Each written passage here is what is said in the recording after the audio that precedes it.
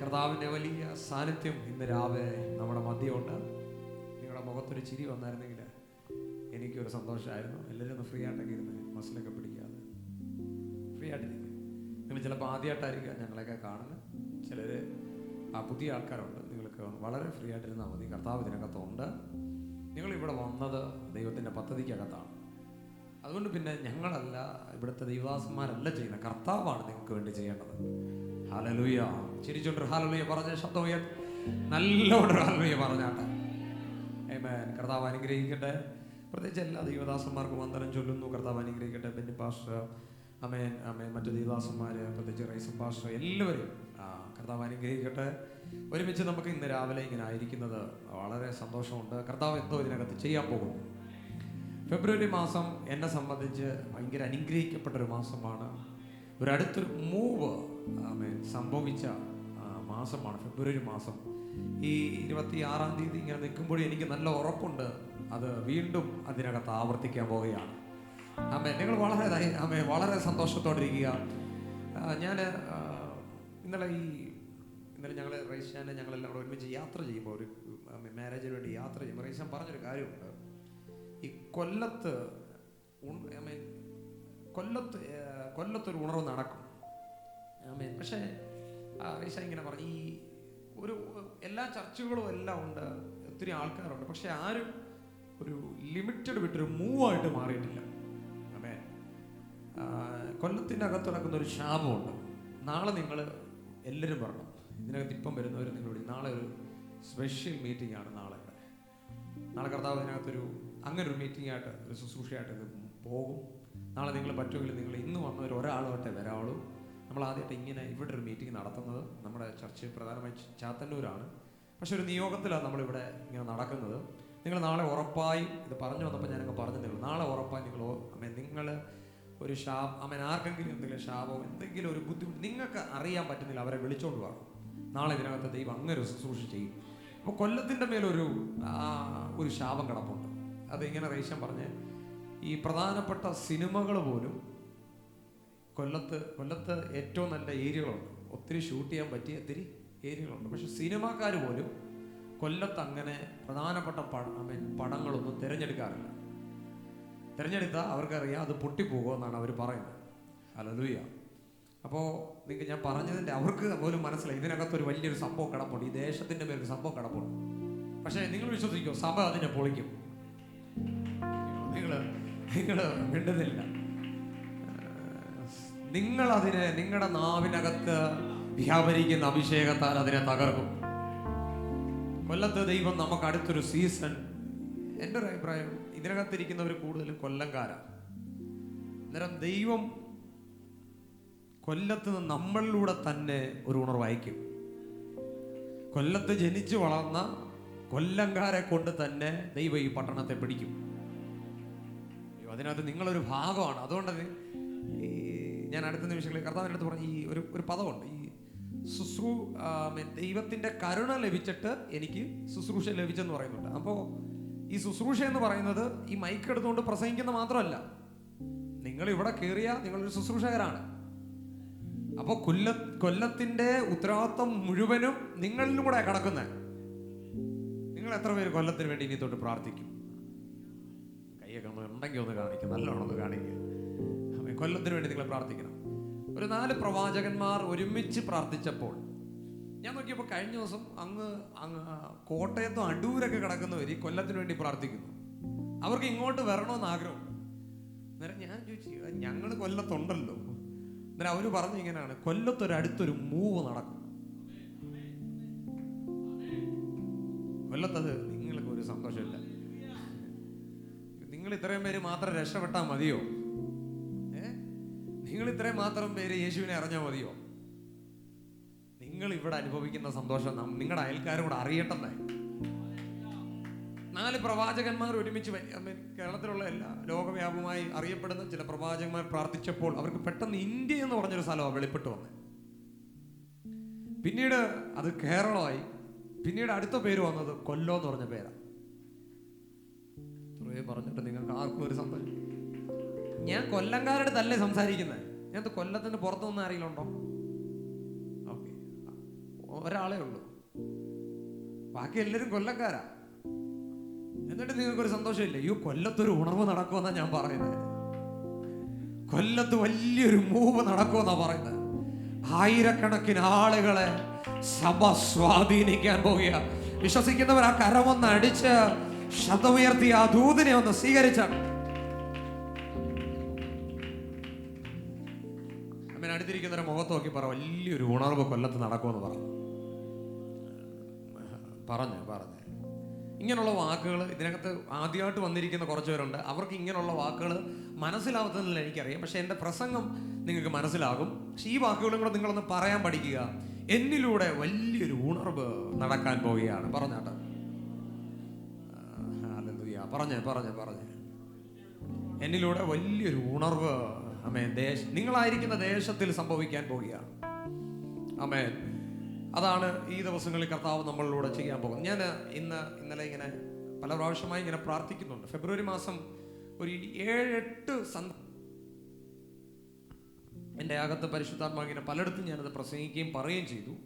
ഇന്ന് ഈ 8 മെസ്സേജും കൂടെ ഒറ്റ ക്യാപ്സുളായിട്ട് ഇവിടെ നിന്നൊക്കെ പരിശുദ്ധാത്മാവ് പറയുന്ന പോലെ പറഞ്ഞ് പ്രാർത്ഥിക്കാനാ ഒരു നിയോഗം. കർത്താവ് ഇതിനകത്ത് വലിയ കാര്യം ചെയ്യും. ഈ പ്രത്യേകിച്ച് പരിശുദ്ധാത്മാവിനടുത്ത് പറഞ്ഞു, ഇതിനകത്ത് ഞാൻ രാവിലെ കാണുന്നൊരു കാഴ്ച, ഈ ചില സഹോദരിമാരുടെ മേലും ചില സഹോദരന്മാരുടെ മേലും പെട്ടെന്ന് പ്രഷർ, ഈ ഷുഗർ പ്രഷർ, അങ്ങനെ ഒരു സംഭവം ഉണ്ടല്ലോ, ആ പ്രഷറാണ്, അല്ലാതെ മാനസികമായല്ല. അങ്ങനെ പ്രഷർ വന്ന് ഒരു സൈഡ് മൊത്തവും തളർത്തി ഒരു കോമ സ്റ്റേജിലേക്ക് കൊണ്ടുവന്ന് ചിലരെ അങ്ങ് കിടത്തി നല്ല പ്രായത്തിൻ്റെ പകുതിയിൽ കിടത്താനുള്ള ഒരു സ്പിരിറ്റ് ഇന്ന് രാവിലെ ബ്രേക്ക് ആവുമെന്ന് എൻ്റെ അടുത്ത് കർത്താവ് പറഞ്ഞു. നിങ്ങളുടെ മേൽ അങ്ങൊരു ബ്രേക്ക്, നിങ്ങളുടെ കുടുംബത്തിൻ്റെ മേൽ അങ്ങനെ ഒരു ശാപം പരിശുദ്ധാത്മാവ് അഴിച്ചു മാറ്റും. അത് ഇതിനകത്തിരിക്കുന്ന അഭിഷക്തന്മാരുടെ മാതാപിതാക്കളുടെ മേലും ആ സ്പിരിറ്റിനെ ഇന്ന് രാവിലെ പരിശുദ്ധാത്മാവ് ബ്രേക്ക് ചെയ്യും. അടുത്തൊരു മൂവിലേക്ക് നമ്മൾ പോകാതെ നമ്മുടെ കുടുംബത്തിനകത്ത് ചിലരെ രോഗിയാക്കാൻ പിശാച് വെച്ചിരിക്കുന്ന ചില സ്പിരിറ്റിനെ സഭ ഇന്ന് രാവിലെ ബ്രേക്ക് ചെയ്യുകയാണ്. ഒന്ന് അധികാരത്തോടെ ആ അന്യഭാഷകളിൽ ആ കരമൊന്നടിച്ച് ഈ ദൂതിനെ ഒന്ന് സ്വീകരിച്ചാട്ട്.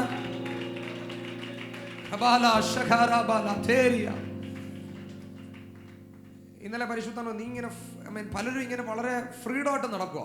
പല അഭിഷക്തന്മാരും വളരെ ഫ്രീ ആയിട്ട് നടക്കുക. അവർക്ക് ഇപ്പോൾ പലർക്കും ഇതിനകത്തിരിക്കുന്നവർക്ക് വലിയ ടെൻഷനുകളൊന്നുമില്ല. പക്ഷേ പിശാച് പ്ലാൻ ചെയ്യുന്നുണ്ട്, നിന്റെ വീടിനകത്ത് നിന്നെ ഒരു ടെൻഷനിലാക്കി, നിന്നെ ഇങ്ങനെ കുരുക്കിയിട്ടിട്ട് നിന്റെ മിനിസ്ട്രിയെ, നിന്റെ ശുശ്രൂഷയെ, നിന്റെ സാമ്പത്തികത്തെ എല്ലാം പിടിക്കാൻ വെക്കുന്ന ഒരു സ്പിരിറ്റ് ഇന്ന് അടുത്ത ദിവസങ്ങളിൽ പരിശുദ്ധാത്മാവ് നമ്മളെ മേൽ മുറിച്ചു മാറ്റും. അതൊരു ദൈവശബ്ദമാണ്. ഞാൻ വളരെ വ്യക്തമായി കണ്ട ഒരു കാഴ്ചയാണ്. അത് പൊളിഞ്ഞു മാറുകയാണ്. ഏറ്റവും നല്ലത് ഇങ്ങനെയുള്ള വാക്കുകളെ മുറിച്ചു കളയാൻ പറ്റുന്ന ഒരു അന്തരീക്ഷമാണ്. ഞാൻ കഴിഞ്ഞ ആഴ്ച സഭയിൽ പറഞ്ഞതുപോലെ, ഒന്ന് പ്രസംഗത്തിന്റെ വേളകളിൽ ഇതിനെ മുറിച്ചു കളയാം. ഞാൻ എൻ്റെ അടുത്ത് ആരെങ്കിലും നെഗറ്റീവായ ദൂത് പറഞ്ഞാൽ അതിനെ ഇങ്ങനെ അന്നേരം പൊളിക്കത്തില്ല, അതിനെ വെച്ചേക്കും. പ്രസംഗിക്കുമ്പോൾ പ്രസംഗിക്കുന്ന വേദിയിലിട്ട് പൊട്ടിച്ചളയും. ഹല്ലേലൂയ. എന്തെങ്കിലും നെഗറ്റീവായ കാഴ്ചകൾ ആരെങ്കിലും കണ്ടെന്ന് പറഞ്ഞാൽ അന്നേരം ജസ്റ്റ് പ്രാർത്ഥിച്ച് വെച്ചേക്കും, പിന്നെ മനസ്സിട്ടേക്കും. പ്രസംഗിക്കുന്ന ആ അധികാരത്തിൽ നിന്ന് അതിനെ പൊട്ടിച്ചു കളയും. 2, ആരാധനയുടെ സമയത്ത് നിങ്ങൾക്ക് അതിനെ പൊട്ടിച്ചു കളയാൻ പറ്റും. ആമേൻ. നിങ്ങൾ എൻ്റെ കൂടെ ഉണ്ടാവും. 3, ഇങ്ങനെയുള്ള അന്തരീക്ഷങ്ങളിൽ ഇതിനെ നിങ്ങൾ വാക്കുകൊണ്ട് പറഞ്ഞ് അതിനെ പൊട്ടിച്ചു കളയാൻ പറ്റും. ഭയങ്കര എഫക്റ്റായി. 21 ഇരിക്കുന്നതിനേക്കാൾ എഫക്റ്റാണ് ഈ അന്തരീക്ഷത്തിൽ ചില വാക്കുകൾ പറയുന്നത്. ആമേൻ. ഇതിനകത്ത് ചിലര് ഒന്ന് വായികൾ തുറന്നൊക്കെ എന്തെങ്കിലുമൊക്കെ ഒന്ന് പറയാൻ പറ. ഇതിനകത്ത് എന്തു പറയുന്നോ അത് ദൈവം നിങ്ങൾക്ക് വേണ്ടി ചെയ്യും. അതുകൊണ്ട് നിങ്ങൾ അടുത്ത നിമിഷങ്ങളിൽ എന്താ ഇവിടുന്ന് പറയുന്നത് അതെല്ലാം നിങ്ങൾ വാ തുറന്ന് പറയണം. പറഞ്ഞാൽ ദൈവം അത് ചെയ്യും. കാരണം അങ്ങനെ ഒരു അന്തരീക്ഷം ഇവിടെ ക്രിയേറ്റ് ആയി കിടക്കുന്നത്. ഞാൻ എന്താണ് ഇന്ന് രാവിലെ പറയണമെന്ന് പരിശുദ്ധാത്മാവിൻ്റെ അടുത്ത് പല പ്രാവശ്യം ഇന്നലെകളെല്ലാം ചോദിച്ചപ്പോൾ പ്രത്യേകിച്ച് ഒന്നും കിട്ടിയില്ല. അങ്ങനെ പല മെസ്സേജുണ്ട്. ഫെബ്രുവരി മാസവുമായി ബന്ധപ്പെട്ട് കുറച്ച് സന്ദേശങ്ങളുണ്ട്. അത് പറയാം ഇങ്ങനെ പ്ലാൻ ചെയ്ത് നിൽക്കുമ്പോൾ പരിശുദ്ധാത്മാവ് ഇന്നലെ വെളുപ്പിലെ ആയപ്പോൾ ഒരു വാക്ക് എൻ്റെ അടുത്ത് ഇടപെട്ടു. യേശുവിൻ്റെ ജീവനെന്ന് സഭയെ നോക്കി പറയാൻ പറഞ്ഞു. ആമേൻ. നിങ്ങൾ ഇതിന് എത്ര പേര് ആമേൻ പറയും? ആമേൻ. അതുമായി ബന്ധപ്പെട്ട് പെട്ടെന്ന് ഞാൻ പല പ്രാവശ്യം പ്രസംഗിച്ചിട്ടുള്ള ഒരു വാക്യം എന്നെ കാണിച്ചു വന്നു. കൊരിന്ത്യർ ലേഖനം 2 കൊരിന്ത്യർ 4-ാം അധ്യായം അതിൻ്റെ 7-ാമത്തെ വാക്യം തൊട്ട് നിങ്ങൾക്ക് എല്ലാവർക്കും ബൈബിൾ ഉണ്ടെങ്കിൽ നിങ്ങൾ വായിക്കുക, അല്ലെങ്കിൽ ആരെങ്കിലും വായിക്കുമ്പോൾ അത് കൂടെ അത് കേൾക്കാൻ ശ്രമിക്കുക. 7 തൊട്ടൊന്ന് വായിച്ചാട്ടെ. എങ്കിലും ഈ അത്യന്ത ശക്തി ഞങ്ങളുടെ സ്വന്തം എന്നല്ല, ദൈവത്തിന്റെ ദാനമത്രേ എന്ന് വരേണ്ടതിന് ഈ നിക്ഷേപം ഞങ്ങൾക്ക് മൺപാത്രങ്ങളിലാകുന്നുള്ളത്. ഞങ്ങൾ സകല വിധത്തിലും കഷ്ടം സഹിക്കുന്നവരെങ്കിലും ഇടുങ്ങിയിരിക്കുന്നില്ല, ബുദ്ധിമുട്ടുന്നവരെങ്കിലും നിരാശപ്പെടുന്നില്ല, ഉപദ്രവം അനുഭവിക്കപ്പെടുന്നവരെങ്കിലും ഉപേക്ഷിക്കപ്പെടുന്നില്ല, വീണുകിടക്കുന്നവരെങ്കിലും നശിച്ചു പോകുന്നില്ല. യേശുവിന്റെ ജീവൻ ഞങ്ങളുടെ ശരീരത്തിൽ വെളിപ്പെടേണ്ടതിന് യേശുവിന്റെ മരണം ശരീരത്തിൽ എപ്പോഴും വഹിക്കുന്നു, ഞങ്ങളുടെ ശരീരത്തിൽ എപ്പോഴും വഹിക്കുന്നു. 10-ാം വാക്യം സഭ ഒരുമിച്ച് ശബ്ദമുയർത്തി വായിക്കണം. അതൊരു വിടുതലാണ്, അതൊരു ദൈവശക്തിയാണ്. പറഞ്ഞാട്ടെ, യേശുവിന്റെ ജീവൻ ഞങ്ങളുടെ ശരീരത്തിൽ വെളിപ്പെടേണ്ടതിന് യേശുവിന്റെ മരണം ശരീരത്തിൽ എപ്പോഴും വഹിക്കുന്നു. ആമേൻ. ഒന്നുകൂടെ ശബ്ദമുയർത്തി പറഞ്ഞു, യേശുവിന്റെ ജീവൻ ഞങ്ങളുടെ ശരീരത്തിൽ വെളിപ്പെടേണ്ടതിന് യേശുവിന്റെ മരണം ഞങ്ങളുടെ ശരീരത്തിൽ എപ്പോഴും വഹിക്കുന്നു. ഒരു നല്ല ശക്തിയോടെ ആ വാക്യം ഒന്ന് പറഞ്ഞാട്ടെ. ആമേൻ. യേശുവിന്റെ ജീവൻ പറഞ്ഞ് ഞങ്ങളുടെ ശരീരത്തിൽ വെളിപ്പെടേണ്ടതിന് യേശുവിന്റെ മരണം. ആമേൻ. ഇനി നിങ്ങൾ പറഞ്ഞാട്ടെ, യേശുവിന്റെ ജീവൻ. എല്ലാവരും എന്നെ നോക്കിയൊന്ന് പറഞ്ഞാട്ടെ, യേശുവിന്റെ ജീവൻ. എനിക്കറിയാമേ, ഈ വാക്ക് തന്നെ പറഞ്ഞിട്ട് മീറ്റിംഗ് നിർത്താനുള്ള സംഭവമുണ്ട്. ഇനി പ്രസംഗിച്ചില്ലേലും വേണ്ടെന്നാണ് ഞാൻ പറയുന്നത്. കാരണം അതിന് അത്രയും പവറുണ്ട് ഈ വാക്കിന്. ഈ ഒറ്റ വാക്ക് മതി നിങ്ങളുടെ ലൈഫ് തിരിയാൻ. നിങ്ങളുടെ വീടിനകത്ത് വലിയ മാറ്റം ഉണ്ടാകാൻ ഒറ്റ വാക്ക് മതി, യേശുവിന്റെ ജീവൻ. പറഞ്ഞോട്ടെ, എല്ലാവരും ഒന്ന് പറഞ്ഞോട്ടെ. ഇത് ശരിയായല്ലേ? യേശുവിന്റെ ജീവൻ. അതൊരു ജീവൻ ഇല്ലാതെ പറയരുത്. നല്ലോണം പറഞ്ഞാട്ടെ, യേശുവിന്റെ. ശബ്ദം ഉയർത്തി പറഞ്ഞാട്ടെ, യേശുവിന്റെ ജീവൻ. അടുത്തിരിക്കുന്നവരെ നോക്കി പ്രവചിക്കുക, യേശുവിന്റെ ജീവൻ. ഭയങ്കര അധികാരമാണ് ഈ വാക്കിന്. ഈ വാക്കിന് വളരെ ശക്തിയാണ്. നിങ്ങളുടെ ലൈഫിനെ മുഴുവനും തിരിക്കാൻ പറ്റുന്ന ഒരു വാക്കാണ് ഞാൻ പറയുന്നത്, യേശുവിന്റെ ജീവൻ. ഇൻഗ്രൈസിന്റെ പ്രത്യേകത, ഇവിടെ വേറെ ആരുടെയും പേര് ഉയർത്തത്തില്ല, ഒരാളുടെ പേര് ഉയർത്തത്തോളൂ, യേശുവിന്റെ ജീവൻ. യേശുവിന്റെ ജീവൻ. സത്യമായി ഞാൻ ചോദിക്കട്ടെ, നിങ്ങൾക്ക് ഇത് പറഞ്ഞപ്പോൾ എന്തെങ്കിലും തോന്നിയോ? ഒന്നും തോന്നിയില്ലേ? ആർക്കെങ്കിലും എന്തെങ്കിലും ഒരു ബലം തോന്നിയോ? അങ്ങൊന്ന് കൈ കാണിക്കാം. ഉണ്ടല്ലേ? ഇത് ഭയങ്കര ഡെപ്താണിത്. ഇതിനകത്ത് ഭയങ്കര ശക്തിയുണ്ട്. ഇതിനെ നമ്മൾ പിടിക്കണം. ഇത് രാവിലെ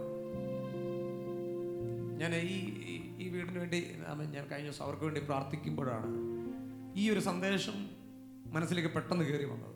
ഇങ്ങനൊരു കാര്യം പറയണം, പക്ഷെ ഞാൻ അങ്ങ് മറന്നുപോയി. ഇന്ന് രാവിലെ വീണ്ടും ഉറങ്ങിക്കിടക്കുമ്പോഴായി കേൾക്കുന്ന യേശുവിൻ്റെ ജീവൻ, യേശുവിൻ്റെ ജീവൻ, യേശുവിൻ്റെ ജീവൻ. ഇത് നിങ്ങളെ വളരെ സ്ട്രോങ് ആക്കും. ഈ സന്ദേശം ഭയങ്കര ബലം നിങ്ങൾക്ക് തരും. നിങ്ങൾ വളരെ ദൈവസാന്നിധ്യത്തിൽ നിറഞ്ഞു നിൽക്കുന്ന ഒരു സന്തോഷവും സമാധാനവും നിങ്ങൾക്ക് വെളിപ്പെടും. യേശുവിൻ്റെ ജീവൻ. എവിടെയാ ഇതിനെ ഇന്ന് രാവിലെ തുറന്നു വിടേണ്ടത്? എങ്ങോട്ടാ ഈ ശക്തി വ്യാപരിക്കേണ്ടത്? എങ്ങോട്ടാ ഈ മൂവ് ഇന്ന് രാവിലെ തുറക്കേണ്ടത്? അത് നിങ്ങൾ വിചാരിക്കണം. എനിക്ക് അറിഞ്ഞൂടാ, ഇവിടുത്തെ പാസ്റ്റർമാർക്ക് അറിഞ്ഞൂടാ. നിങ്ങൾക്കിതിനെ നിങ്ങളുടെ പ്രതിസന്ധികളിലേക്ക് തുറന്നു വിടാൻ പറ്റും. ഈ ഒറ്റ വെളിപ്പാട് മനസ്സിലായ കാരണത്താലാണ് പൗലോസ് എല്ലാത്തിനെ ജയിച്ച് കയറിയത്. ഒത്തിരി വെളിപ്പാട് വേണ്ട ജയിക്കാൻ, ഒറ്റ വെളിപ്പാട് മതി സാഹചര്യങ്ങൾ മുഴുവനും തിരിക്കാൻ. വലിയ പ്രതിസന്ധികളിലൂടെയും വലിയ പ്രതികൂലങ്ങളിലൂടെയും കടന്നുപോയപ്പോൾ സാധാരണ പറയുന്ന വലിയ മെസ്സേജ് അല്ല ഇന്ന് രാവിലെ പറയുന്നത്. കാരണം പുതിയതായിട്ട് വന്ന ആദ്യമായി യേശു എന്നൊക്കെ കേൾക്കുന്ന ആൾക്കാരുണ്ട്. നിങ്ങൾക്കും കൂടെ മനസ്സിലാകുന്ന രീതിയിലാണ് ഇന്ന് രാവിലെ ഞാൻ ഈ പറയാൻ ശ്രമിക്കുന്നത്. ഒത്തിരി വലിയ പ്രതിസന്ധിയും ഒത്തിരി വലിയ പ്രശ്നങ്ങളും ഞാഞ്ഞടിക്കുമ്പോൾ അദ്ദേഹം സന്തോഷിക്കുക, യേശുവിൻ്റെ ജീവൻ. അതെന്നിൽ ശക്തിയോടങ്ങ് വെളിപ്പെടുകയാണ്. നിങ്ങൾ വല്ലാതെ ഞെരുങ്ങുവാണോ? വല്ലാതെ ബുദ്ധിമുട്ടുവാണോ? എന്താകുമെന്ന് വല്ലാതെ ഭാരപ്പെടുവാണോ? കമോൺ, യേശുവിന്റെ ജീവനെ സ്വീകരിക്കുക. യേശുവിന്റെ ജീവനെ സ്വീകരിക്കുക. കരമുയർത്തി കർത്താവേ, ഞങ്ങളുടെ മേൽ ആ ജീവനൊന്ന് പകരണമേ. ഞങ്ങളുടെ മേൽ ആ ജീവനൊന്ന് പകരണമേ.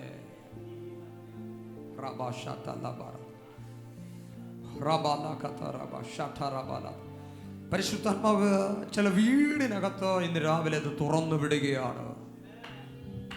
കൊല്ലം പട്ടണത്തിന്റെ മേൽ അത് തുറന്നു വിടുകയാണ്. ചില കുടുംബങ്ങളുടെ മേൽ, അടഞ്ഞുപോയ ചിലതിന്റെ മേൽ അത് യേശുവിന്റെ ജീവൻ തുറന്നു വിടുകയാണ്. ഞങ്ങൾക്ക് നിങ്ങൾക്ക് പൈസ തരാനില്ല, ഞങ്ങൾക്ക് നിങ്ങൾക്ക് ജോലി തരാൻ പറ്റത്തില്ല പക്ഷെ ഞങ്ങൾക്ക് നിങ്ങളെ ആശ്വസിക്കാൻ പറ്റത്തില്ല. പക്ഷെ ഞങ്ങൾക്ക് ഒരു കാര്യം അറിയാം, യേശുവിന്റെ ജീവൻ നിങ്ങളുടെ മേൽ തുറന്നു വന്നു കഴിഞ്ഞാൽ ഇതുവരെ നടക്കാത്ത സാഹചര്യങ്ങൾ, പ്രതിസന്ധികൾ എല്ലാം നിങ്ങൾക്ക് അനുകൂലമായി മാറും. വിശ്വസിക്കാമെങ്കിൽ ഒന്ന് കരമടിച്ച് ശബ്ദം ഉയർത്തി കർത്താവിന്റെ ആ യേശുവിന്റെ ജീവനെ ഒന്ന് സ്വീകരിക്കുക. യേശുവിന്റെ ജീവൻ, അത് പറഞ്ഞൊന്ന് ആരാധിച്ച്, അത് പറഞ്ഞൊന്ന് ആത്മാവിൽ നിന്ന് സ്തോത്രം ചെയ്ത്. യേശുവിന്റെ ജീവൻ, യേശുവിന്റെ ജീവൻ, ഹല്ലേലൂയ, യേശുവിന്റെ ജീവൻ. ഇത് എന്നിൽ ഒന്ന് വെളിപ്പെട്ടാൽ, സത്യമായി എവിടെ ചിന്തിക്കായിരുന്നു എത്രത്തോളം ഇത് നമ്മളിൽ വെളിപ്പെട്ടിട്ടുണ്ട്. ഏതോ പകുതിയോ ഏതോ ഒരു കാൽഭാഗമോ ഏതോ ഇത്തിരി എന്നൊക്കെ പറയുന്ന ഒരു ഭാഗമാണ് നമ്മുടെ മേൽ യേശുവിന്റെ ജീവനായിട്ട് വെളിപ്പെട്ടത്. പക്ഷെ പൂർണ്ണമായി ഒന്ന് വെളിപ്പെട്ട് കഴിഞ്ഞാൽ ദേശക്കാർക്ക് നീ ഒരു അത്ഭുതമാകും.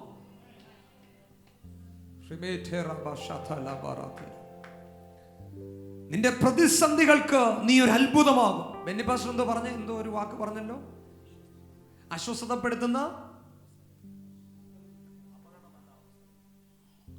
അസ്വസ്ഥതപ്പെടുത്തുന്നത് ഒന്നും നിന്റെ അപകടമല്ല, അതൊരു അവസരമാണ്. ഓ ഹല്ലേലൂയ, ഹല്ലേലൂയ. ഈ ദൂതും ഇതുകൊണ്ട് ഭയങ്കര കണക്ഷനാണ്, സിങ്കാണ്. ഇന്ന് രാവിലെ ഞാൻ നിങ്ങളെ നോക്കി വീണ്ടും ആ പദം പറയാം. നിങ്ങളെ അസ്വസ്ഥതപ്പെടുത്തുന്നത് ഒന്നും നിങ്ങളുടെ അവസാനമല്ല, അതെന്തോ നിന്റെ അവസരം, നിങ്ങളുടെ മുമ്പിൽ സാധ്യത തുറന്നു വരുന്നതാണ്. യേശുവിന്റെ ജീവൻ വ്യാപരിക്കട്ടെ, യേശുവിന്റെ ജീവൻ വ്യാപരിക്കട്ടെ, യേശുവിന്റെ ജീവൻ ഈ പട്ടണത്തിൽ ഇന്ന് രാവിലെ വ്യാപരിക്കട്ടെ. ആരുടെ മേൽ അത് മഴ പെയ്യുന്നത് പോലെ വീഴുകയാണ്.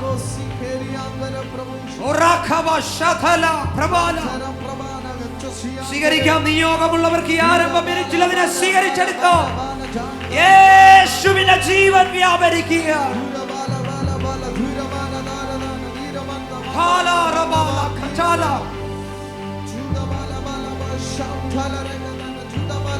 ഇന്ന് രാവിലെ രോഗത്തിന്റെ ജീവന് സ്ഥാനമില്ല, ക്യാൻസറിന്റെ ജീവന് സ്ഥാനമില്ല, പ്രഷറിന്റെ ജീവന് സ്ഥാനമില്ല. ഒരുവന്റെ ജീവന് മാത്രമേ നിന്റെ കുടുംബത്തിനകത്ത് സ്ഥാനമുള്ളൂ, അത് യേശുവിന്റെ ജീവനാണ്.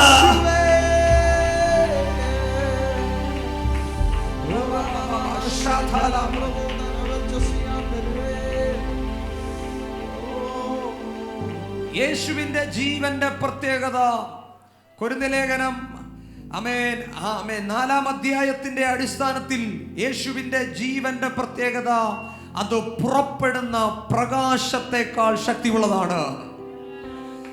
എനിക്ക് തോന്നുന്നു ഏറ്റവും കൂടുതൽ വേഗതയുള്ളത് പ്രകാശത്തിനാണ്. പക്ഷെ യേശുവിന്റെ ജീവൻ ഇതിനേക്കാൾ വേഗത്തിൽ സഞ്ചരിക്കും. ആമേൻ. പുറപ്പെടുന്ന പ്രകാശത്തെക്കാൾ ജീവനുണ്ട് യേശുവിന്റെ ജീവന്. യേശുവിന്റെ മേൽ വ്യാപരിച്ച ജീവന് നമ്മുടെ മേൽ അത് ഇന്ന് രാവിലെ വ്യാപരിക്കും. കൊരിന്ത്യർ ലേഖനത്തിന്റെ അടുത്തൊരു വാക്ക് ഞാൻ പറയാം. കുറച്ച് കാര്യങ്ങൾ ഇങ്ങനെ ധ്യാനിച്ചപ്പോൾ പരിശുദ്ധാത്മാവിന്റെ അകത്തേക്ക് തന്നു. കൃപ പലരിലും പെരുകി. നിങ്ങൾ ആ കേട്ടോ, വാക്ക് കേട്ടോ. കൃപ പലരിലും, യേശുവിന്റെ ജീവൻ വ്യാപരിച്ചാൽ കൃപ എല്ലാവരിലില്ല, പലരിലും പെരുകി. അയ്യോ, നിങ്ങൾക്ക് മനസ്സിലാകുന്നത് ഞാൻ പറയുന്നത്. ഇതിനകത്ത് ചിലപ്പോൾ എല്ലാവരിലും ഒരുപോലെ ഈ ദൂത് ചലിക്കണമെന്ന് വാശി പിടിക്കരുത്. പക്ഷെ ചിലരിൽ പെരുകിക്കഴിഞ്ഞാൽ, ചിലരിൽ വർദ്ധിച്ചു കഴിഞ്ഞാൽ, ചിലരിൽ ഇതങ്ങോട്ട് വീട് കഴിഞ്ഞാൽ പലരെക്കാൾ വ്യത്യാസങ്ങൾ നിന്റെ ലൈഫിനകത്തുണ്ടാകും. ഇന്ന് രാവിലെ ഞാൻ ആ ദൂതിനെ ഒന്നുകൂടെ അധികാരത്തിൽ പറയാം. ആർക്കുമില്ലാത്തൊരു കൃപ പെരുകാൻ പോകുകയോ. കരമടിച്ച ദൂതിനെ സ്വീകരിക്കുകയോ. കൃപ പെരുകാൻ പോകുകയോ.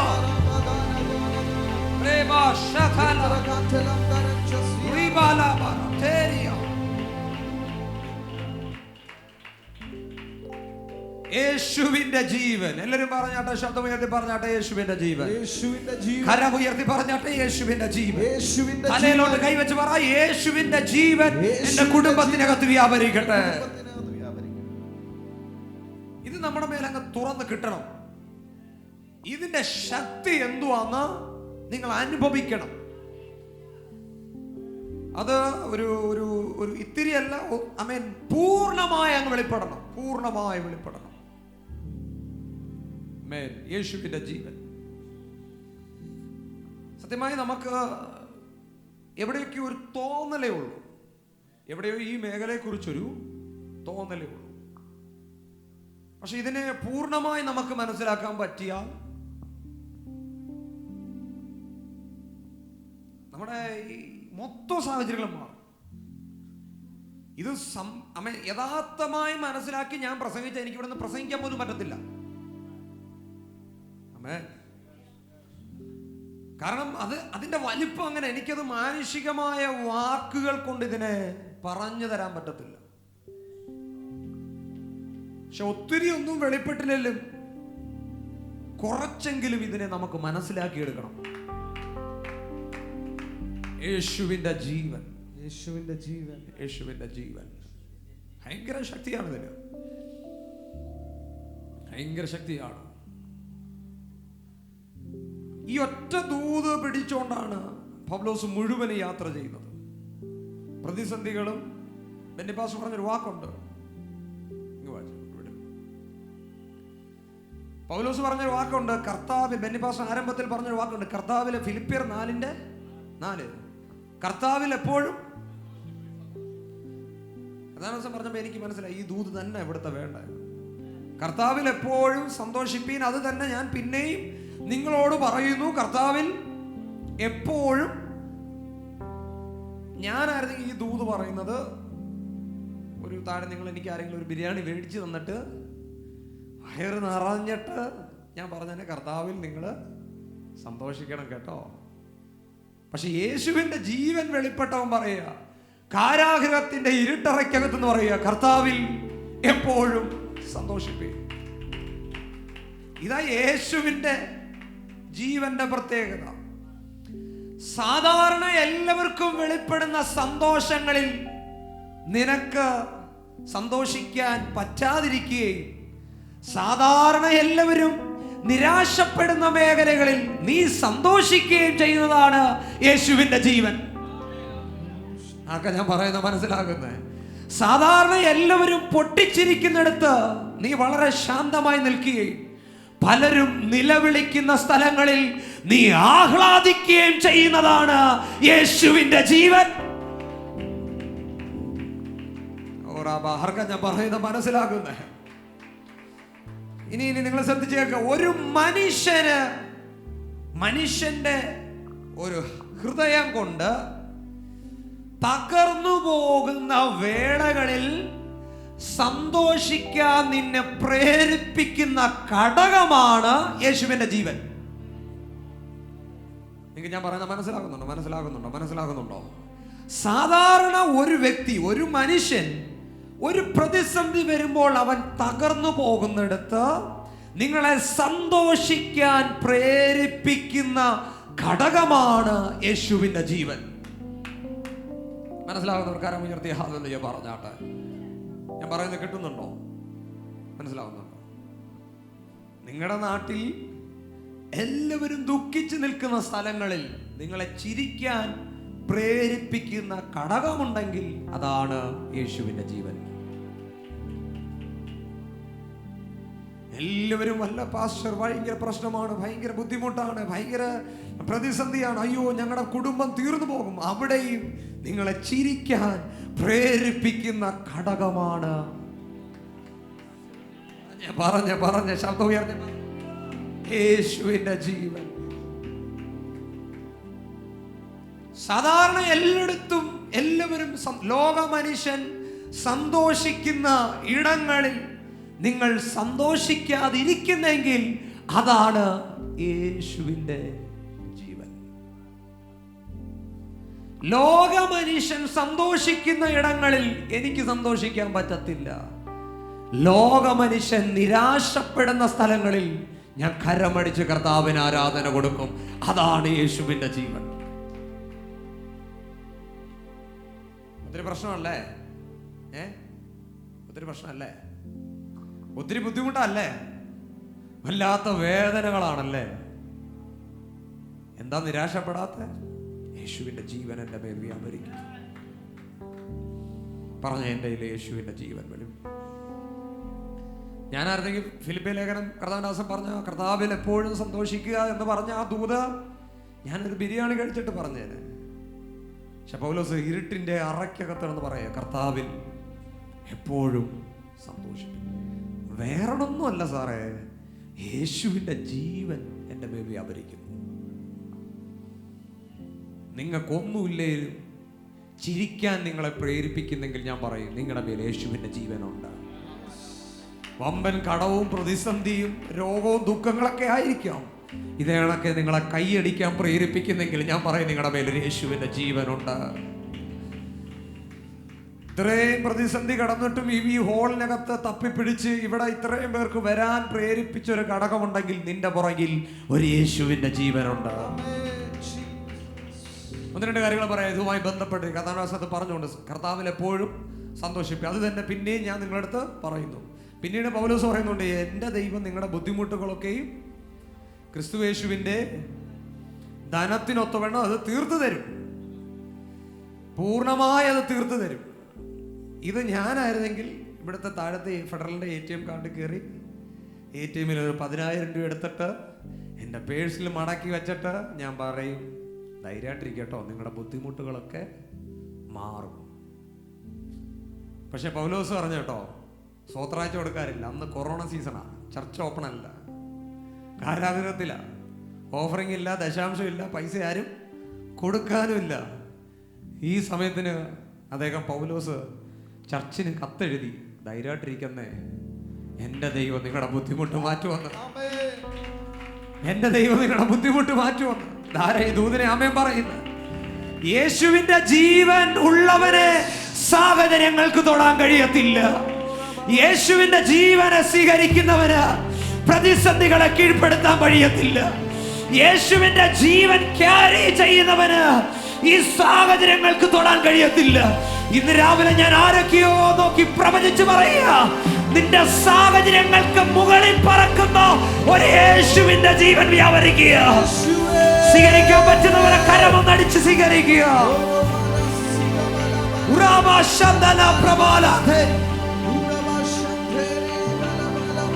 യേശുവിന്റെ ജീവൻ വ്യാപരിക്കട്ടെ.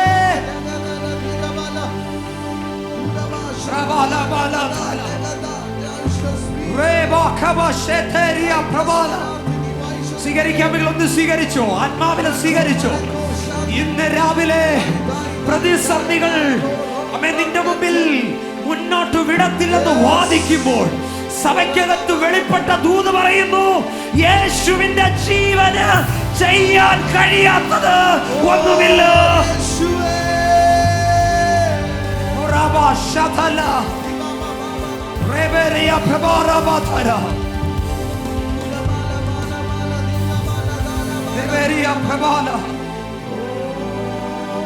2021 റൈസംബാസ് പറഞ്ഞൊരു വാക്കുണ്ട്, നിങ്ങളുടെ സ്വപ്നങ്ങൾക്ക് പുതിയ ചിറകുണ്ടാകും. ഇന്ന് രാവിലെ ഈ ദൂത് ഇതിനകത്ത് ഞാൻ കേട്ടി പറയുക, പ്രതിസന്ധികളുടെ മുകളിൽ പറക്കാൻ നിനക്കൊരു ചിറകിനെ ഫെബ്രുവരി മാസം 26 you can receive.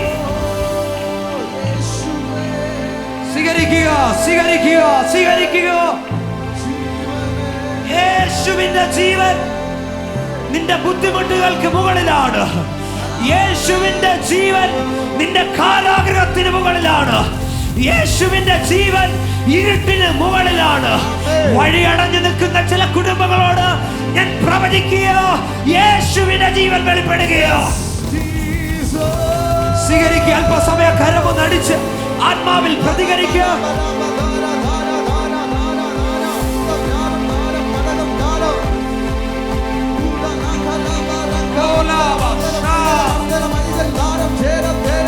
ആരുടെ മേല യേശുവിന്റെ ജീവൻ വെളിപ്പെടുക. നീ തീർന്നിട്ടില്ല, ഒരു പുതിയ തുടക്കത്തിന്റെ മേൽ യേശുവിന്റെ ജീവൻ.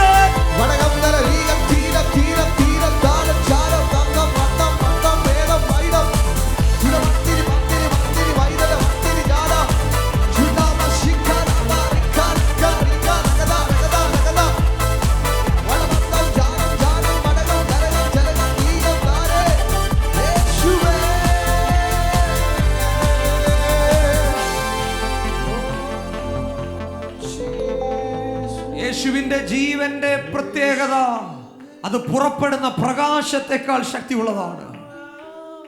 യേശുവിന്റെ ജീവന്റെ പ്രത്യേകത, നിങ്ങൾ കൊല്ലത്ത് വരിഞ്ഞൻ ടവറിൽ ആരാധിക്കുമ്പോൾ നിങ്ങളുമായി ബന്ധപ്പെട്ട സകല മേഖലയ്ക്കകത്തും യേശുവിന്റെ ജീവൻ വ്യാപരിക്കും. അത് പുറപ്പെടുന്ന പ്രകാശത്തെക്കാൾ ശക്തിയുള്ളതാണ്. പറഞ്ഞ ശബ്ദം ഉയർത്തി പറഞ്ഞ യേശുവിന്റെ ജീവൻ, യേശുവിന്റെ ജീവൻ.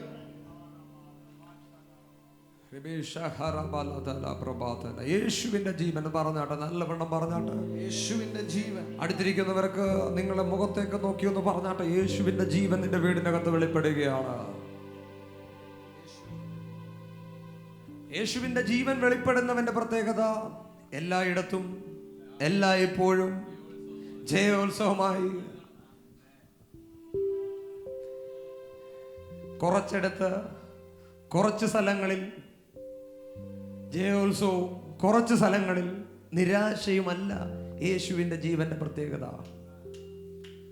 സറൗണ്ടിങ് സിറ്റുവേഷനിൽ, അവൻ ചുറ്റുപാടുമുള്ള സാഹചര്യങ്ങളിൽ പ്രശ്നമില്ലെന്നല്ല അതിന്റെ അർത്ഥം. ശ്രദ്ധിച്ച് കേൾക്കണേ, ചുറ്റുപാടും പ്രശ്നങ്ങളില്ലെന്നല്ല ഞാൻ പറയുന്നത്. പ്രശ്നങ്ങളുണ്ട്, പക്ഷെ അത് നിന്നെ തൊടത്തില്ലെന്നാണ് ഞാൻ പറയുന്നത്. ഇതാ യേശുവിന്റെ ജീവന്റെ പ്രത്യേകത. എല്ലായിടത്തും എല്ലായ്പ്പോഴും നിങ്ങളെ ജയോത്സവമായി നടത്തുന്ന ഒരു ദൈവം. അതാ യേശുവിന്റെ പ്രത്യേകത. തലയിലോട്ട് എല്ലായിടത്തും എല്ലായിടത്തും എല്ലായ്പ്പോഴും ജയോത്സവമായി നടത്തും. ഇതാ യേശുവിന്റെ പ്രത്യേകത. ആ കാര്യം ഒന്നുകൂടെ പറയാം. എല്ലാവരും ചിരിക്കുന്നിടത്ത് നിങ്ങൾ ചിരിക്കത്തില്ല. കാരണം യേശുവിന്റെ ജീവൻ നിങ്ങളെ ചിരിക്കാൻ പ്രേരിപ്പിക്കുന്നില്ല. അവിടെ എല്ലാവരും പോകുന്നിടത്ത് നിങ്ങൾക്ക് പോകാൻ പറ്റത്തില്ല.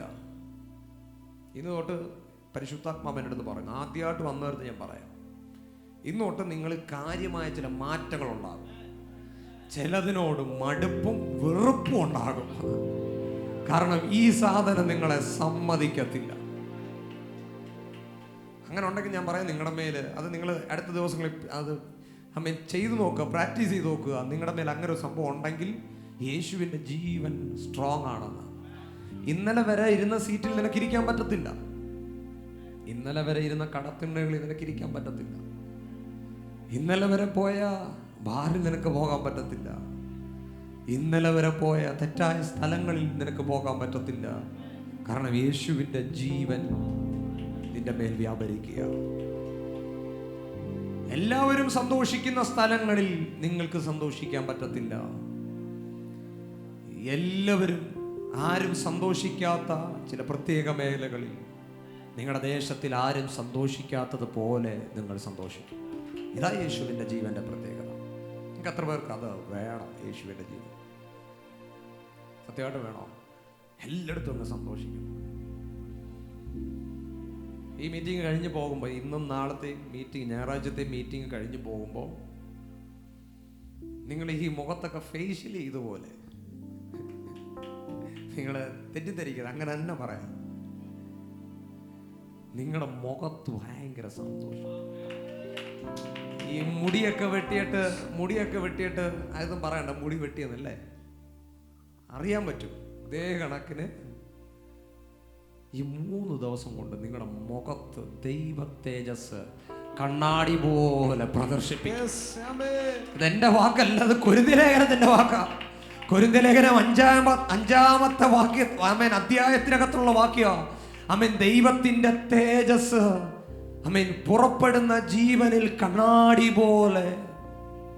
ഒന്നും കൂടെ പറഞ്ഞ, ദൈവത്തിൽ എന്തെല്ലാം ഉണ്ടോ അത് നിന്നിൽ വെളിപ്പെടുന്നതാ യേശുവിന്റെ ജീവൻ.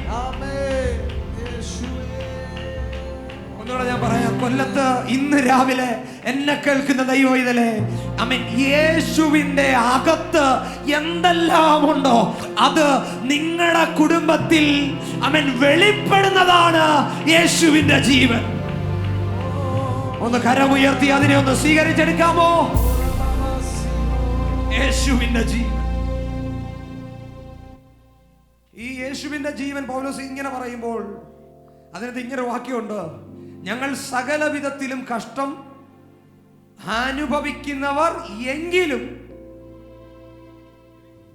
ഇടുങ്ങിയിരിക്കുന്നില്ല, ബുദ്ധിമുട്ടുന്നവർ എങ്കിലും നിരാശപ്പെടുന്നില്ല. ആ വാക്യം ഒന്നും കൂടെ നിങ്ങൾ എന്നെ നോക്കിക്കോ അനുപാസ, ആ വാക്യം ഒന്നും കൂടെ വായിക്കാമോ? ഞങ്ങൾ സകല വിധത്തിലും കഷ്ടം അനുഭവിക്കുന്നവർ എങ്കിലും ഇടുങ്ങിയിരിക്കുന്നില്ല. ഇനി ഈ വാക്യം ഇതൊരു ലോക മനുഷ്യന്റെ മേൽ, ഇതിനകത്ത് ഇല്ലാത്ത നിങ്ങളുടെ ചുറ്റുപാടുമുള്ള ഒരാളുടെ മേല് ഈ വാക്യം എങ്ങനെ വെളിപ്പെടുന്നെന്ന് പറയാം. ഒന്നുകൂടെ വായിച്ച് ഞാൻ പറഞ്ഞുതരാം.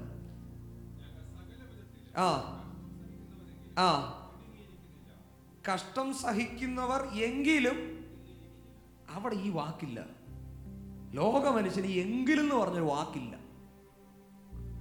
ഞങ്ങൾ സകല വിധത്തിലും കഷ്ടം സഹിക്കുന്നവർ, അവർക്ക് എങ്കിലില്ല. നമുക്ക് അവിടെ ഒരു എങ്കിലുണ്ട്.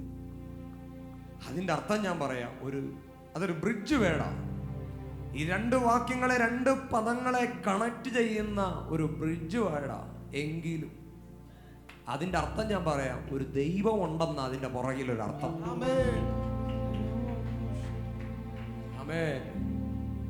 പ്രശ്നമുണ്ടോ? ഉണ്ടോ? സത്യമുണ്ടോ? പ്രതികൂലങ്ങളിലാണോ? പക്ഷെ വല്ലാത്ത വേദനകളിലാണ്. ആ വേദനയുടെ അവിടെ ഞാനൊരു വാക്ക് ആഡ് ചെയ്യാം: എങ്കിലും. എങ്കിലും എന്ന് പറഞ്ഞൊരു വാക്ക് വെളിപ്പെട്ടു വന്നാൽ ഒരു സാധ്യത ഉണ്ടെന്നാണ് അതിൻ്റെ അർത്ഥം.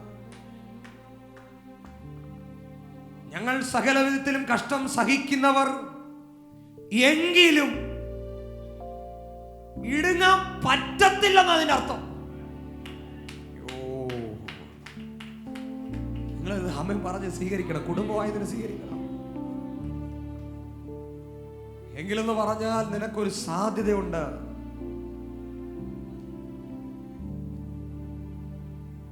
ലോകമനുഷ്യന് ഒരു കഷ്ടത വന്നാൽ അവനത് അനുഭവിക്കണം. പക്ഷെ നിനക്ക് തിരിഞ്ഞ് മാറാൻ ഒരു സാധ്യതയുണ്ട്. എങ്ങനെ ഞാൻ ഒന്ന് പറഞ്ഞു തരുന്നേ? ഒന്ന് വന്നേ മോനെ. ലോകമനുഷ്യൻ ഇത് പ്രതിസന്ധി, ഇത് ലോകമനുഷ്യൻ. അവൻ ഡയറക്റ്റ് ഈ പ്രതിസന്ധിയിലേക്ക് എൻ്റർ ചെയ്ത് അവൻ നശിക്കുമ്പോൾ നിനക്ക് ഒരു സാധ്യതയുണ്ട്. ഇവിടെ ഒരു എങ്കിലും വന്നിട്ട് നിന്നതാ ഇങ്ങോട്ടങ്ങ് തിരിച്ചുവിടും. Jesus is alive. ആർക്കാ ഞാൻ പറയുന്നത്? യേശുവിന്റെ ജീവനിലേക്ക് നിന്നെ തിരിച്ചുവിടുന്ന വാക്കാണ് എങ്കിലോ. ആർക്കാ ഞാൻ പറയുന്ന മനസ്സിലാകുന്നവർ കരമൊന്ന് അടിച്ച് ആത്മാവിൽ അതിനൊന്ന് സ്വീകരിച്ചാട്ടെ. ലോകമനുഷ്യൻ ബാധ്യതകൾ, രോഗം, ദുഃഖം വരുമ്പോൾ അവൻ ഈ പ്രതിസന്ധിയുമായി കൂട്ടിമുട്ടി അവൻ അസ്തമിക്കുമ്പോൾ നിനക്കൊരു സാധ്യതയുണ്ട്. നിനക്ക് ഇവിടെ വന്നിട്ട് എങ്കിലും എന്ന് പറഞ്ഞ വാക്ക് നിന്നെ തിരിച്ചു വിട്ടിട്ട് വേറൊരാളെ പരിചയപ്പെടുത്തുന്നു. അത് യേശുവാണ്, അത് യേശുവാണ്. അതാണ് യേശുവിന്റെ ജീവൻ. എന്താ മോനെ, ആ യേശുവിലേക്ക് നോക്കിയപ്പോൾ നിന്നെ നോക്കി പറഞ്ഞത്, ഇവൻ അസ്തമിച്ചിട്ടില്ല, ഇവൻ കല്ലറയിൽ ഒതുങ്ങിയിട്ടില്ല, ഇവൻ പ്രതിസന്ധികൾ ഒരുങ്ങിയിട്ടില്ല, ഇവൻ ക്രൂശിൽ അസ്തമിച്ചിട്ടില്ല, അവൻ ഉയർത്തെഴുന്നേറ്റിരിക്കുന്നു. ഇതാണ് യേശുവിന്റെ ജീവൻ. സ്വീകരിക്കാമെങ്കിൽ സ്വീകരിച്ചോ. ഇന്ന് രാവിലെ ചില കുടുംബങ്ങളുടെ മേൽ യേശുവിന്റെ ആ ജീവൻ വെളിപ്പെടുകയോ. കരമടിച്ച് ശബ്ദം ഉയർത്തി അന്യഭാഷകളെന്ന് സ്വീകരിച്ച് ഇന്ന് രാവിലെ ഞാൻ പ്രവാചക നിയോഗത്തിൽ പറയാം, ചില വീടിനകത്ത് വലിയ ഉയർപ്പ് സംഭവിക്കാൻ യേശുവിന്റെ ജീവൻ, യേശുവിന്റെ ജീവൻ. പ്രശ്നമുണ്ട്, പ്രതിസന്ധിയുണ്ട്. നീ ഡയറക്റ്റ് പ്രശ്നത്തിലോട്ട് വരാൻ തയ്യാറാണോ? അല്ല. നിനക്കൊരു സാധ്യതയുണ്ടോ? നിനക്കൊരു യേശുവിനെ അറിയാമോ? എങ്കിലെന്ന് പറഞ്ഞ ഒരു സാധനം നിന്റെ യൂട്ടേണാണ്.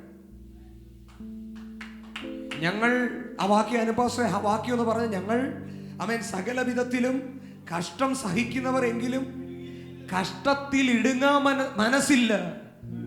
ഒരു വണ്ടിയെ തിരിച്ചുവിടുന്ന പോലെ എന്നെ നിങ്ങളെ തിരിച്ചുവിട്ട ഒരു സ്ഥലം, അതാ യേശുവിന്റെ ജീവൻ. ഇന്ന് രാവിലെ അങ്ങ് തിരിഞ്ഞു പോകണം. ചിലര് യേശുവിലേക്ക് തിരിഞ്ഞു പോകണം. അതേ വേറെ ഒന്നിനെ നിങ്ങൾ ആശ്രയിക്കരുത്. നിന്റെ ലൈഫിനെ മുഴുവനും തിരിക്കാൻ പറ്റുന്ന ഒരു യേശുവിന്റെ ജീവൻ ഇതിനകത്ത് വന്നിട്ടുണ്ട്. ഒന്ന് വിളിക്കാമോ? അവന്റെ ശബ്ദം ഉയർത്തി അവനെ ഒന്ന് വിളിക്കാമോ?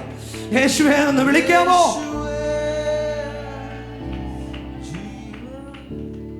എന്താ മോനെ ഈ യേശുവിന്റെ ജീവൻ നിന്നെ നോക്കി പറയുന്നത്? ആമേൻ, അവൻ മരിച്ചിട്ടില്ല, അവൻ ഉയർത്തെഴുന്നേറ്റിരിക്കുന്നു. എന്താണ് യേശുവിന്റെ ജീവൻ നിന്നെ, നിന്റെ കുടുംബത്തെ നോക്കി പറയുന്നത്? ഈ രോഗത്തിനോ, ഈ പ്രതിസന്ധിക്കോ, ഈ കോടതി വിധിക്കോ, ഈ ജയിൽ ശിക്ഷയ്ക്കോ ഒന്നിനും നിന്നെ തൊടാൻ കഴിയത്തില്ല. യേശുവിന്റെ ജീവൻ എന്നെ, എന്റെ കുടുംബത്തെ തിരിച്ചുവിടുമെന്ന്. സ്വീകരിക്കാമെങ്കിൽ സ്വീകരിച്ചോ. ചിലരെ ദൈവം ഇന്ന് രാവിലെ തിരിച്ചുവിടുകയാ. സ്വീകരിക്കാമെങ്കിൽ ഒന്ന് കരമടിച്ച് സ്വീകരിച്ചോ. അടുത്തൊരു മൂവിലേക്ക്, അടുത്തൊരു ഉണർവിലേക്ക്, അടുത്ത വാഗ്ദത്തങ്ങളിലേക്ക് യേശു തിരിച്ചുവിടുകയാ.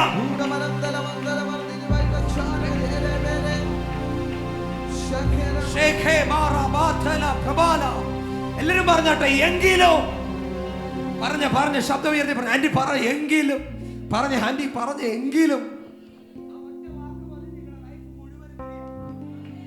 പറഞ്ഞ എങ്കിലും. അയ്യോ പ്രശ്നമുണ്ട് പാസ്റ്ററേ, രോഗമുണ്ട് പാസ്റ്ററേ, സത്യമാണ്, കടമുണ്ട് പാസ്റ്ററേ, പക്ഷെ എങ്കിലും എനിക്കൊരു യേശുവിനെ അറിയാം. അയ്യോ അമേൻ, പ്രതിസന്ധിയുണ്ട്, വേദനയുണ്ട്, അമേൻ, കുറ്റങ്ങളുണ്ട്, അമേൻ, വിമർശനമുണ്ട്, പക്ഷെ കൈവിടാത്ത ഒരു യേശുവിനെ എനിക്കറിയാം. അവന്റെ ജീവൻ എന്റെ മേൽ വ്യാപരിക്കുന്നു. അനുഭവിക്കുന്നവർ ആരെങ്കിലും ഉണ്ടെങ്കിൽ ആ ശബ്ദം ഉയർത്തിയാൽ ദൈവ സ്നേഹം, ദൈവശക്തി.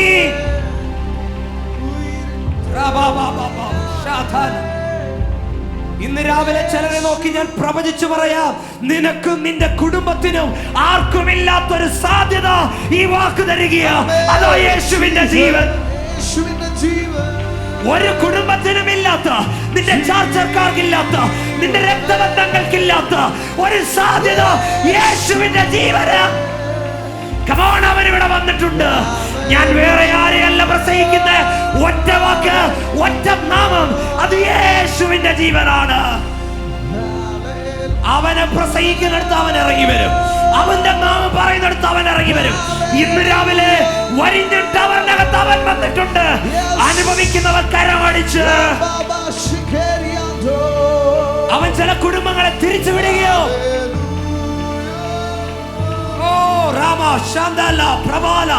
അന്യഭാഷ കൃപാവരം ലഭിച്ച ദൈവമക്കൾ അന്യഭാഷയിൽ പ്രാർത്ഥിച്ച്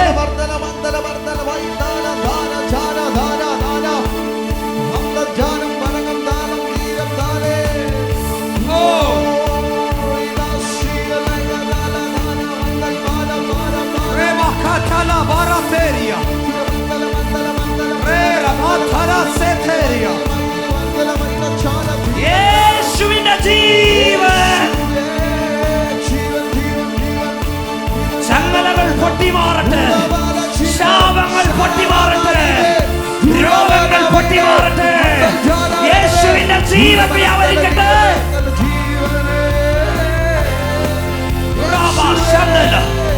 ഇതിനകത്തിരിക്കുന്ന ചില അഭിഷക്തന്മാരെ നോക്കി ഞാൻ പ്രവചിച്ചു പറയുക, അടുത്ത ദിവസങ്ങളിൽ നിൽക്കുന്ന പ്ലാറ്റ്ഫോമിൽ യേശുവിന്റെ ജീവൻ വെളിപ്പെട്ട് വരികയോ.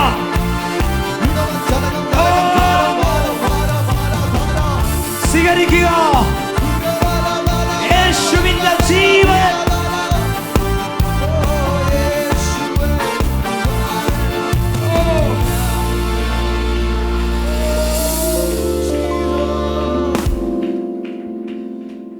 കൊല്ലത്തെ മുടിക്കുന്ന ദുരാത്മ മണ്ഡലങ്ങളോട് സഭ പ്രവചിക്കുക, യേശുവിന്റെ ജീവൻ വ്യാപരിക്കുക.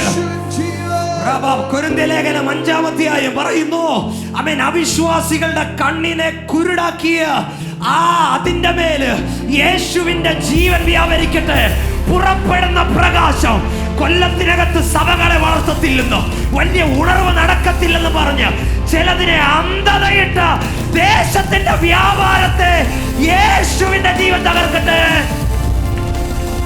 പുറപ്പെടുന്ന ഒരു പ്രകാശത്തെക്കാൾ ഒരു വേഗത. നിങ്ങളുടെ അടുത്തിരിക്കുന്ന ആളുടെ മേൽ വിടുതൽ നടക്കുന്നുണ്ട്. നിങ്ങളുടെ തൊട്ടടുത്തിരിക്കുന്ന ആളെ കർത്താവ് തൊടുന്നുണ്ട്. യേശുവിന്റെ ജീവൻ വെളിപ്പെട്ട് വരികയോ. ചില കുടുംബങ്ങളോട് ഞാൻ പറഞ്ഞ് പ്രവചിക്കുക, നിനക്കൊരു സാധ്യതയുണ്ട്, നിനക്കൊരു പ്രതീക്ഷയുണ്ട്. നിന്റെ മുമ്പിൽ വഴികൾ അടഞ്ഞിട്ടില്ല. യേശുവിന്റെ ജീവൻ. ഇന്ന് രാവിലെ ഇതിനകത്തിരിക്കുന്ന ഇൻക്രൈസ്റ്റ് ചർച്ചിനോട് ആത്മാവിൽ ഞാൻ പ്രവചിക്കുക, ചാത്തന്നൂരിൽ, കൊല്ലത്ത്, ലോകവ്യാപകമായി നമ്മളിലൂടെ എന്നിലൂടെ യേശുവിന്റെ ജീവൻ ഓവർഫ്ലോ ആകാൻ. യേശുവിന്റെ ജീവൻ. കരമടിച്ച് കർത്താവിന് ആരാധന കൊടുത്തു. കരമടിച്ച് ശബ്ദമുയർത്തി കർത്താവിന് ആരാധന കൊടുത്ത് യേശുവിന്റെ ജീവൻ വ്യാപരിക്കട്ടെ.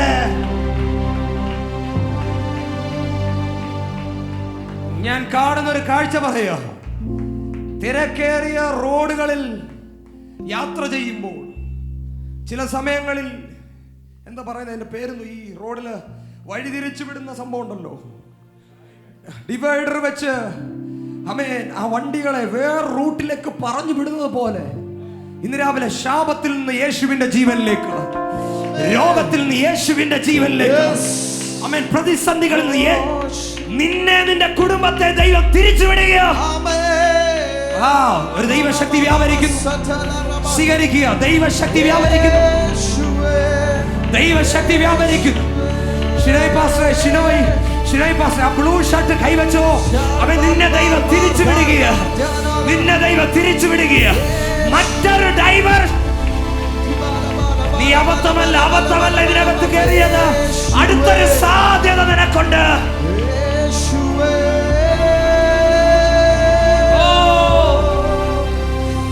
യേശുവിന്റെ ജീവൻ വെളിപ്പെടുക. എനിക്കത് കാണാൻ പറ്റുന്നുണ്ട്. ചിലരുടെ മേൽ യേശുവിന്റെ ജീവൻ വെളിപ്പെടുക.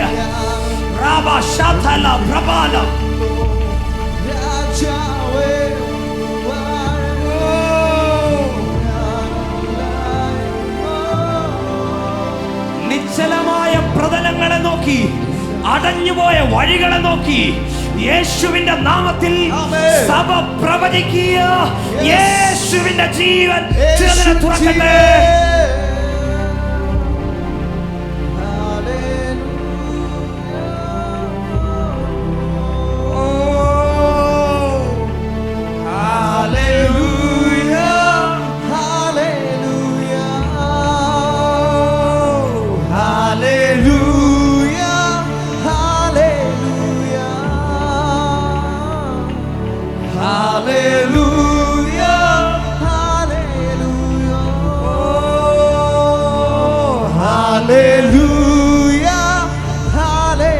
യേശുവിന്റെ ജീവൻ വ്യാപരിക്കുന്നു. കാലുകളുടെ മേൽ യേശുവിന്റെ ജീവൻ വ്യാപരിക്കുന്നു. ഞരമ്പുകളുടെ മേൽ യേശുവിന്റെ ജീവൻ വ്യാപരിക്കുന്നു. ചില രോഗത്തിന്റെ മേൽ, കിഡ്നിയുടെ മേൽ യേശുവിന്റെ ജീവൻ വ്യാപരിക്കുന്നു.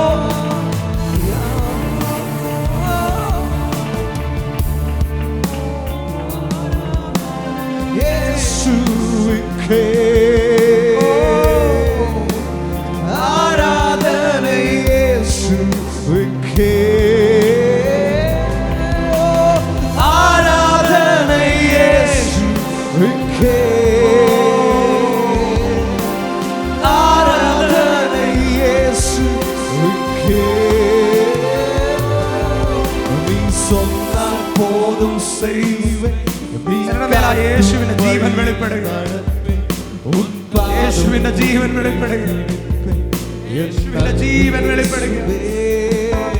നീ സ്വന്നാൽ പോതും സേവൻ, നീ കാറ്റും വഴിയും നടപ്പേ, ഉൻ പാദം മുന്നേ ഇരുപ്പേ.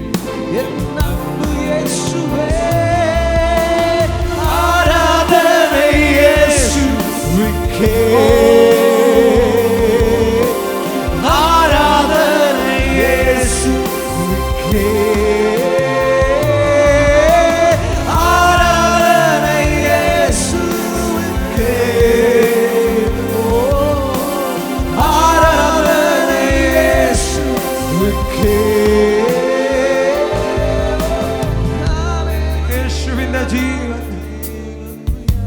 ആരൊക്കെയോ നോക്കി കാലുകൾ സൗഖ്യം പ്രാപിക്കുന്നു. ഇപ്പോൾ ചില സൗഖ്യങ്ങൾ ഇതിനകത്ത് നടക്കുന്നു. യേശുവിന്റെ ജീവൻ ഇതിനകത്തുണ്ട്.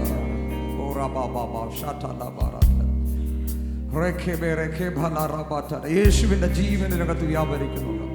പറഞ്ഞ ആ വാക്കിനെ അതേ കണക്കൊന്ന് സ്വീകരിച്ച യേശുവിന്റെ ജീവൻ.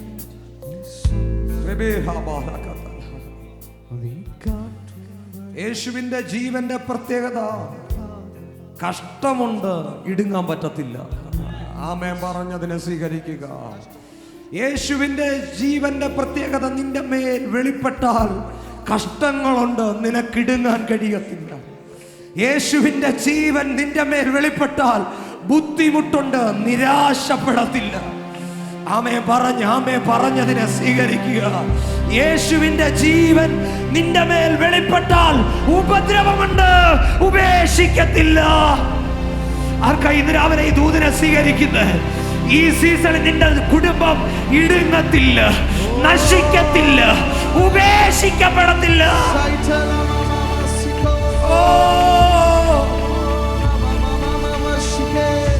യേശുവിന്റെ ജീവൻ വെളിപ്പെട്ടാൽ നീ വീണെടുത്ത് പൊട്ടിക്കളിക്കോ. നശിക്കുമെന്ന് പറഞ്ഞ സ്ഥലത്ത് അവൻ പൊട്ടിക്കളിക്കും. ചില കുടുംബങ്ങൾ ഇന്ന് രാവിലെ പൊട്ടിക്കളിക്കും. സ്വീകരിക്കുക. ഒരു ദൈവശക്തി വ്യാപരിക്കുന്നല്ലോ, ചില കുടുംബങ്ങളോട് പറയുന്നു, അസ്തമിച്ചെടുത്ത് ഞാൻ ചിലത് പൊട്ടിക്കളിക്കും.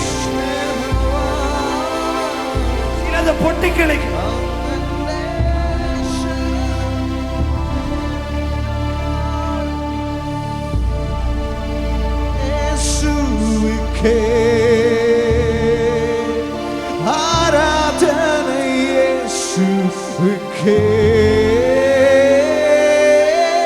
ആരാധന യേശുവിക്കേ, ആരാധന യേശുവിക്കേ, ആരാധന യേശു. രാവിലെ ചിലരെ നോക്കി ഞാൻ പ്രവചിച്ചു പറയുക, നിനക്ക് നശിക്കാൻ പറ്റത്തില്ല, നിനക്ക് ഒതുങ്ങാൻ പറ്റത്തില്ല, നിനക്ക് തീരാൻ പറ്റത്തില്ല. അടുത്തൊരു ഉണർവിന് വേണ്ടി നിന്റെ കുടുംബത്തെ എന്തോ ഭയങ്കര ദൈവശക്തി, ദൈവശക്തി.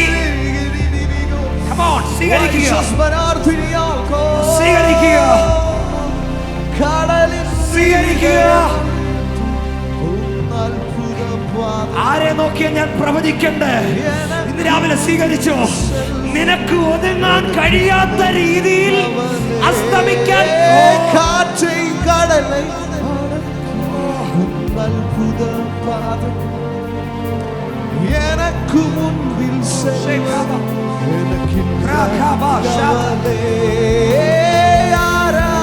നശിക്കാൻ പറ്റത്തില്ല.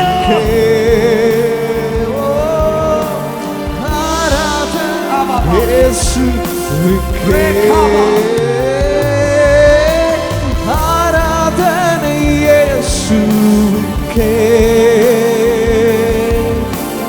ആരാധന രോഗബന്ധനങ്ങൾ യേശുവിന്റെ നാമത്തിൽ അഴിയട്ടെ. ശാപങ്ങൾ യേശുവിൻ നാമത്തിൽ അഴിയട്ടെ.